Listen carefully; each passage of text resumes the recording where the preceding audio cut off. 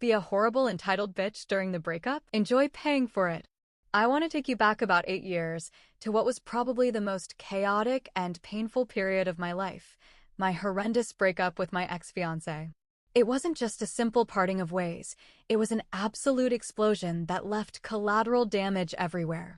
The highlights, if you can even call them that, were truly unbelievable. First, she expected me to pay the deposit on a new apartment for her, an apartment she couldn't afford on her own, while also expecting me to pay her rent with the money I was going to earn from a new job I'd taken overseas. Then, even after we were broken up, she demanded I take out loans and max out credit cards just to fund her lifestyle. The audacity was staggering. But the worst was when she stormed into a family birthday party, making a huge scene in front of my grandparents, my cousins, everyone. She stood there and screamed at the top of her lungs about what a horrible partner I was, accusing me of cheating on her, a complete and utter lie. I never did. Things got so bad, so terrifyingly obsessive, that I had to get a restraining order after she started following me home from work. It was a living nightmare. So, after all of that, I finally managed to escape. 2 months later, I moved overseas for that job. It was a fresh start, but it was a desperate one.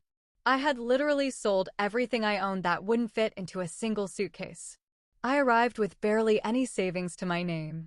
To make matters more difficult, the exchange rate was brutal, 2.3 to 1. So every dollar I had was worth less than half. My meager savings were vanishing before my eyes. I had to stretch that tiny amount of money to survive for a full month until my first paycheck would arrive. For weeks, my diet consisted of instant noodles, plain oats, and the occasional banana. I was constantly hungry, tired, and frankly, feeling pretty defeated. Then, one evening, the hunger pains were just unbearable. I was desperate. I opened up the Uber Eats app, not to order anything, just to look at the pictures of food, to torture myself, I guess. And that's when I saw it. Somehow, my ex-fiancé's credit card was still linked to my account. I have no idea how or why it was still active there.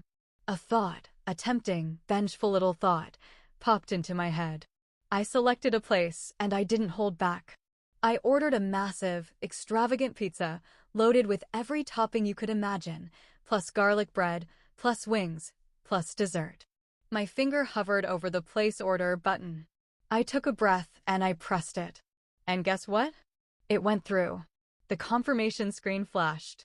And that pizza feast got me through not just that night, but the entire 2 weeks until my paycheck arrived. I did it again and again,